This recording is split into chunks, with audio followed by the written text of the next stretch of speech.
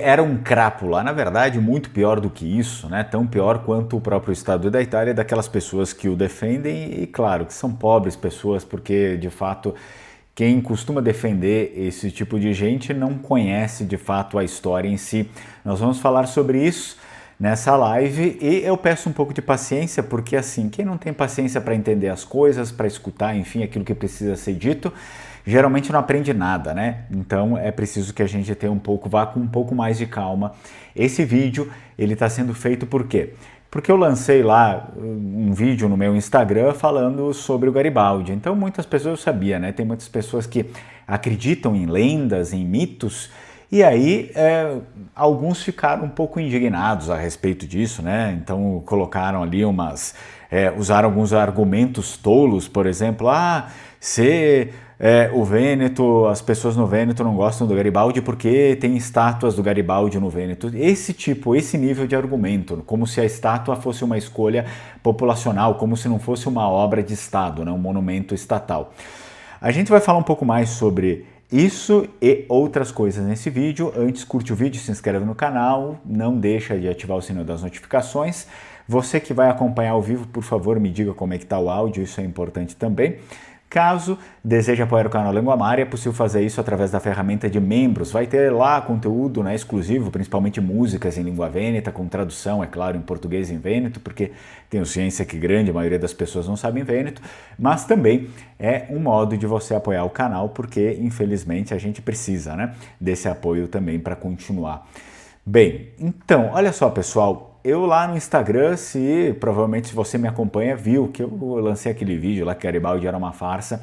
E aí teve bastante visualizações, quase 3.000 visualizações lá, pelo menos para um perfil nichado como o meu é bastante, né? E aí algumas pessoas falando umas besteiras sem cabimento.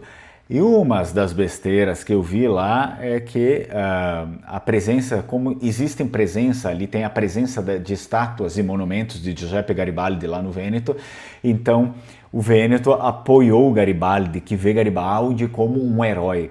Eu acho que muitas das pessoas que falam essas abobrinhas, né, são gaúchos, infelizmente, como eu, e que querem continuar sustentando um mito ali dessas pessoas que, né, enfim, são insustentáveis, principalmente de Giuseppe Garibaldi. Só que assim, a presença de estátuas e monumentos, né, de Giuseppe Garibaldi no Vêneto, na região do Vêneto, que é a região norte da Itália, de onde vieram a maior parte dos nossos imigrantes, e também em outras regiões da Itália, ela não deve ser lida automaticamente ali como um sinal de admiração popular ou consenso histórico local. Eu até comentei lá para um que fez um comentário estúpido desses perguntando: foi você que escolheu as estátuas da sua cidade, por acaso? Ou foi o Estado? Então, a gente precisa separar uma coisa da outra. É até meio óbvio isso, eu nem sei por que eu estou gravando esse vídeo, mas na verdade eu sei. Para aquelas pessoas que são mais novas ou aquelas pessoas que precisam de argumento para falar a respeito disso, né? Então, a grande maioria dos monumentos, principalmente os monumentos a Garibaldi, esses monumentos que surgiram depois da unificação, por exemplo, Vittorio Emanuele II, Cavour, né? Esses monumentos foram erguidos na Itália como parte de uma política deliberadamente voltada para construir os italianos, para fazer os italianos, porque eles mesmos já tinham assumido que os italianos não existiam como povo. Todo mundo tinha línguas diferentes, culturas diferentes, etnias diferentes, muitas vezes diferenças até de cores, né, entre o norte e o sul. Óbvio, todos eram brancos, mas diferenças de tom, né, de pele. E aí eles usavam esse termo: precisamos fazer os italianos. Bom, o que acontece? Essa política foi promovida logo depois da unificação pelo recém-reino formado da Itália, a partir do final do século XIX, né? Óbvio. E aí o Estado italiano ele precisava criar heróis nacionais para unificar essa península fragmentada e impor uma identidade comum. Isso até parece besta a gente ter que explicar isso, mas infelizmente tem que ser explicado. Batizar ali, por exemplo, praças centrais como Piazza Garibaldi, erguer estátuas, foi sim uma imposição administrativa e política do poder central, não poderia ser diferente, né? Não foi o povo lá que construiu a estátua do Garibaldi porque amamos, né? não foi, ou seja, não foi uma demanda espontânea das populações locais. Você já foi na prefeitura pedir uma estátua, sei lá, do Lula, do Bolsonaro? Não, né? Você já foi lá na prefeitura pedir uma estátua de Dom Pedro I e Dom Pedro II? Jamais, nunca foi. Isso são sempre iniciativas estatais, iniciativas públicas. É uma coisa até meio que óbvia, eu não sei, eu acho que existem alguns brasileiros que não dá para entender, eu não sei se a pessoa de repente seja analfabeto, eu não sei, não tem cognição, né, para ligar as coisas uma coisa com a outra.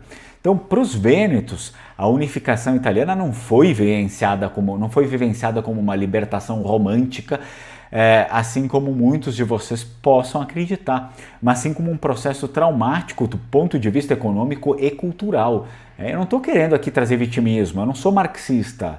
Vocês sabem, quem me acompanha aqui no canal, eu odeio discurso vitimista, enfim, etc. Eu sou totalmente contrário ao marxismo. Eu estou falando de uma verdade, de um ponto histórico, tá bom? Então a gente vai lá para o plebiscito de 1866, o plebiscito que unificou o Vêneto à Itália. A anexação do Vêneto ao Reino da Itália, através do plebiscito de 1866, é vista por muitos historiadores e por grande parte da população vêneta, né, pela memória local, como um processo altamente manipulado e sem concorrência real. Tá? Sem concorrência real. Então, quem não sabe disso pode assistir o primeiro episódio lá do Comentário à Pátria de Deus, que está aqui nos vídeos do canal. Vai lá na aba Vídeos, assiste a Pátria de Deus. Esse primeiro episódio traz, tá, como documentação, traz historiadores do Vêneto falando sobre isso, né? Historiadores que deram entrevistas, inclusive para a TV aberta do Vêneto, falando sobre isso, que o plebiscito de 1866 foi uma fraude. A Itália anexou forçosamente o Vêneto à Itália, ao Reino da Itália. Quem não acredita, vai lá e assiste, tá bom? Vai lá e assiste. Então, isso é óbvio que deveria impactar a você se você é descendente principalmente de vênetos e muitos outros, porque Garibaldi e a sua turminha não fez porcaria só lá, né? Mas principalmente no Vêneto, isso impulsionou e agravou ainda mais a situação de desastre e miséria que se tinha ali, tá? Logo após a unificação e a integração do Vêneto ao mercado e a tributação do novo reino, né, que era o Reino da Itália, a região mergulhou em uma profunda crise econômica. Ou seja, tratavam os nossos camponeses, o Reino da Itália, esse que o Garibaldi ajudou a formar, eles tratavam os nossos camponeses como lixo, né, como gente, uma massa de gente pobre, analfabeta, besta, que não servia para nada, que devia ser expurgada da Itália. Principalmente o primeiro período. Depois, é claro, aí depois mudou o governo, mas não mudou a concepção, né? Quer dizer, mudou os outros governos encaixaram os nossos imigrantes num papel de mercadoria só, né? Porque o primeiro governo que fez isso, que tem, né, essa ligação ali do início, ele, na verdade, ele só via como um peso, né? Vamos eliminar esse peso aí e vai embora. Aí depois começaram a vir outros governos ali que falaram, não, calma aí, mas se a gente vender esse pessoal, né, usar eles como balança comercial para enriquecer o Reino da Itália. Bom, o resultado direto do progresso, do ressurgimento, né, no Vêneto foi a miséria generalizada e o início da massiva emigração vêneta para as Américas, lá principalmente a partir de 1875. Ah, mas o meu veio em 1872, em 1869. Tudo bem, pessoal, mas a massiva imigração foi a partir de 70, né? 1875 foi um ponto, um marco ali central. A figura de Garibaldi representa a força militar e o movimento revolucionário. Não tem nada. Se você aqui vem falar, não, você está falando isso porque quer destruir os heróis, quer, enfim, participar dessa macro-ideia marxista de destruir os grandes homens. Seu estúpido, Garibaldi era um revolucionário desde quando né? Desde quando, digamos, conservadores são revolucionários, né? Garibaldi era um revolucionário, ele derrubou as autonomias locais e impôs um modelo centralista piemontês, ou seja, foi ele que facilitou a conquista do Piemonte sobre, principalmente, os outros lugares ali. Tá? Isso significa que ter uma estátua na Praça Central é extremamente ridículo a gente ter que vir e falar isso, né? Mas tudo bem. Ter uma estátua na Praça Central de uma cidade vêneta, por exemplo, reflete a política de construção de identidade nacional do Estado italiano do século XIX, né? Não o fato, não o afeto, o fato e o afeto e validação histórica do povo porque tem uma estátua ali. Pelo contrário, para o Vêneto, o período pós-unificação simbolizou a perda da autonomia, a imposição fiscal e a miséria que forçou centenas de milhares de vênetos a emigrar. Como se, né, se não bastasse isso, a gente tem que explicar assim, o óbvio. Chesterton dizia, né, chegará um tempo que teremos que defender que a grama é verde, mais ou menos isso ele disse, eu não lembro totalmente as palavras, mas é mais ou menos isso. A gente tem que vir aqui falar para as mulas, para as antas fanáticas que querem sustentar um ponto de vista através de desonestidade e fantasias, como as coisas são. Bom, depois nós temos o famoso mito do herói dos dois mundos, que encontrou ali um terreno muito fértil aqui no Rio Grande do Sul, é um terreno extremamente fértil. A historiografia tradicional gaúcha, né, e o movimento municipalista tradicionalista do século XX transformaram aí a revolta dos farrapos de 1835 a 1845 uma epopeia romântica. Então vocês podem ver que tudo que é romântico está escondendo muita coisa por trás também, tá? E a figura do Giuseppe Garibaldi foi lapidada, sim senhor, para servir perfeitamente a esse enredo aqui. Então, o Garibaldi é retratado como o cavaleiro, libertário, idealista, o destemido, né? Só que existem coisas ali por trás que ninguém nunca fala, né? Quando o Garibaldi chega no Rio Grande do Sul, ele chega no Rio Grande do Sul mais ou menos lá em 1837, ele não é um líder ideológico da revolução. Só por falar em revolução, a gente já está falando de movimentos ali que não são muito bons, né? Então, ele é um jovem exilado político italiano, membro de um movimento chamado Giovine Italia, tá? De Giuseppe Mazzini. E Garibaldi, nesse momento que ele chega no Rio Grande do Sul, ele já é um condenado à morte no Piemonte. Ele já era caçado, ele fugiu da Itália porque ele ia ser morto na Itália, tá? Sendo assim, estava ali precisando de subsistência e de um palco para exercer as suas táticas de guerra. Bom, Garibaldi foi contratado, pago, né, pelo governo Farroupilha como corsário. Ele recebeu uma carta de marca do presidente, o Bento Gonçalves, para armar as embarcações, né, e atacar o comércio marítimo imperial e tomar presas. Ou seja, Garibaldi não era nada mais do que um pirata. Isso significa que a entrada na guerra dele na guerra teve uma dimensão clara de serviço militar contratado. Ele só era um mercenário. Ele não fez isso porque ele era um libertador, etc., né, toda aquela bobagem que as pessoas gostam de acreditar e fomentar. Depois nós temos o ponto alto da sua participação, a participação do Garibaldi, que foi a expedição à província de Santa Catarina para fundar a República Juliana, embora tenha sido ali um feito militar até que notável, né?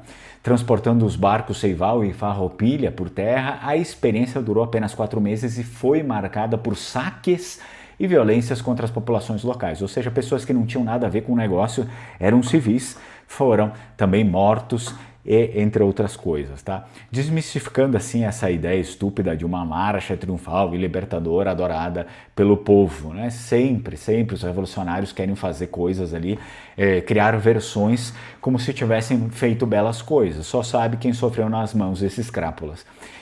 Um dos pontos mais sensíveis dessa tentativa de santificação, né, do Garibaldi, principalmente na revolta dos farrapos, é a questão abolicionista e o destino dos lanceiros negros.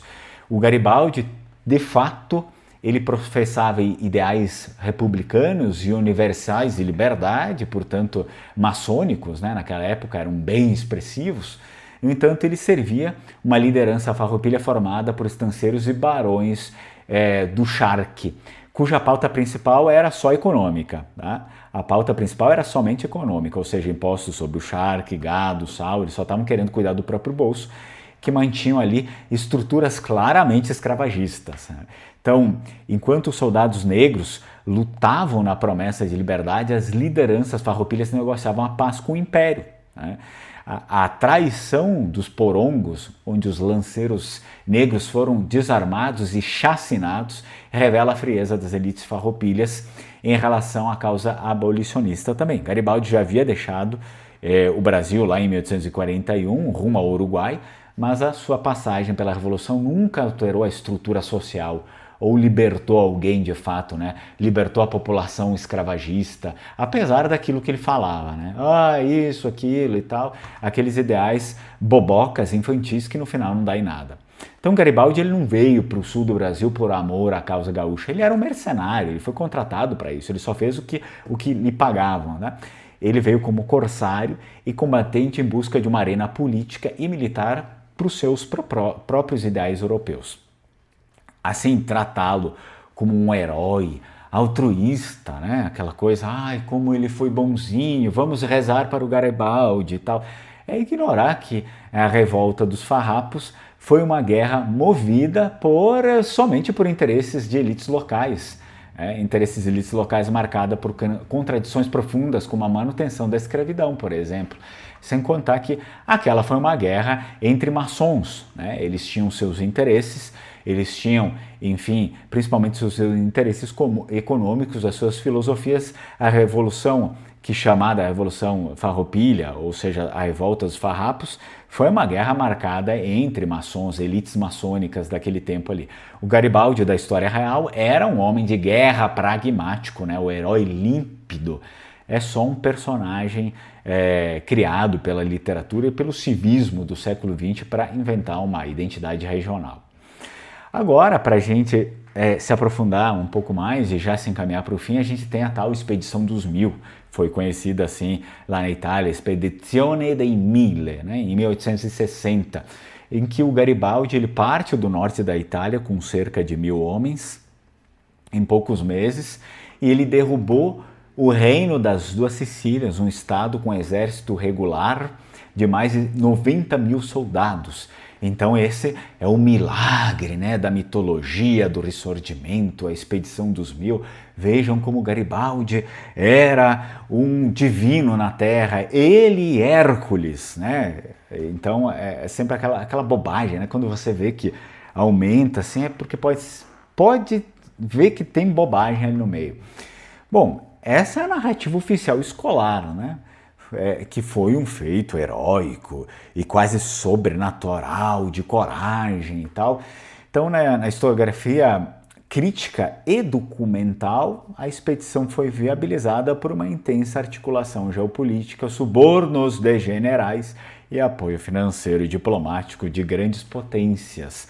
Tá? Os mil não venceram apenas ali na raça, na força e no entusiasmo republicano, como querem fazer com que você acredite, principalmente você aí que nasceu na Itália, né? Você que é italiano, que ouve todas essas bobagens dentro da escola aí, essas escolas totalmente influenciadas por um estado que eu não posso nem falar aqui no YouTube, né? Houve um forte financiamento, tá? Um forte financiamento e envolvimento externo, sobretudo da Grã-Bretanha e da maçonaria internacional naquele período. Isso aqui está documentado, não estou inventando aqui, tá? Está documentado. Se você quiser, estuda a história, não fica tirando as coisas da sua cabeça ali, tá? A Inglaterra tinha profundo interesse em desestabilizar o reino das Duas Sicílias, que era aquele comandado pelo Piemonte, né? Para controlar o comércio no Mediterrâneo, como o monopólio, por exemplo, do enxofre siciliano, que era vital para a indústria e a fabricação de pólvora. A gente deve lembrar que a Grã-Bretanha foi um expoente ali da industrialização, né, no período da Revolução Industrial. E principalmente a Grã-Bretanha tinha o interesse em enfraquecer a influência da França e do papado na região. Tá? Então, registros e análises historiográficas, como aquelas apresentadas pelo historiador Aldo Mola, né? Grava bem o nome, Aldo Mola, daí você vai lá e pesquisa para ver que eu não estou inventando, como muitos aí que vêm e me criticam, inventam bobagem, né? Falam um monte de bobagem, mas não tem referência nenhuma de nada. Esses escritos apontam o repasse de cerca de 3 milhões de francos franceses convertidos na época em moedas de uso internacional provenientes de fundos britânicos e redes maçônicas. Tá? Esse dinheiro serviu para combater, para comprar, ou melhor, né, fuzis de precisão modernos em Gênova e fundamentalmente comprar a neutralidade ou rendição de oficiais borbônicos. Então foi fácil, né, Garibaldi vencer alguma coisa desse jeito. Comprando, eu também consigo, né? Então, quando Garibaldi desembarcou lá em Marsala, em 11 de maio de 1860, 2 naus de guerra inglesas, Intrepid e Argus, estavam estrategicamente ancorados no porto. Elas bloquearam a linha de tiro da Marinha Borbônica, impedindo que os navios de Nápoles bombardeassem os garibaldinos enquanto desembarcavam. E essa é a verdade, tá? Então, a ideia de que 1.000 voluntários mal armados, de fato também farrapos, né? Derrotaram um exército profissional de 90 mil homens em campo aberto, não se sustenta militarmente. Você já devia ser crescidinho para não acreditar nessas mentiras, né? Então, o segredo da vitória garibaldina esteve na corrupção, que é o modelo de governo italiano e de vários outros países, inclusive do nosso, no Brasil, né? O segredo da vitória garibaldina esteve ali, na corrupção da alta cúpula militar de Nápoles. Ponto. Basta. Chega de acreditar em bobagenzinha, né? Em narrativa, em mito de Republiqueta das Bananas. Tá? Republiqueta das Bananas. Nunca fez nada que prestasse, não continua fazendo, nunca fará. É só uma republiqueta que está fadada a cair. Se não vai cair pela própria incompetência, cairá por assimilação islâmica, porque, enfim, vocês sabem todos os problemas que têm acontecido, não só a Itália, como todos os outros países ali. Então, diversos generais do rei Francisco II de Bourbon simplesmente abandonaram posições ganhas, ordenaram retiradas inexplicáveis e se recusaram a combater. Vejam só, será que Garibaldi tinha um poder mágico? Será que ele usou a sua vareta mágica maçônica para fazer plim-plim, tim-tim e dizer: ah, agora não vamos mais lutar, paralisado, né? Stop! Parou! Pelo amor de Deus, né? Precisa ser muito idiota, né, para acreditar nesses mitos republicanos estúpidos. Na batalha por Palermo, o general borbônico Ferdinando Lanza tinha uma tropa vastamente superior e o controle de fortalezas estratégicas. Mesmo com os garibaldinos encurralados e sem munição, Lanza assinou ali um armistício incompreensível e entregou a cidade a Garibaldi. Sabe por quê? De novo ele usou a sua vareta mágica, né? Garibaldi com o seu poder aqui, enfim, hercúleo. Então, anos mais tarde, muitos desses oficiais borbônicos foram recompensados com patentes e pensões no novo exército do Reino da Itália. Tá aqui, pronto, isso aqui tá tudo registrado nas listas. Aqueles que eram para ter combatido Garibaldi, fizeram essa retirada misteriosa, visto o poderio, né, a força. Acho que Garibaldi era muito bonito, muito forte, né? Então todos aqueles homens viram: meu Deus, um homem forte e bonito desses, teremos que recuar, né? E aí depois, alguns anos depois, opa, olha a lista aqui.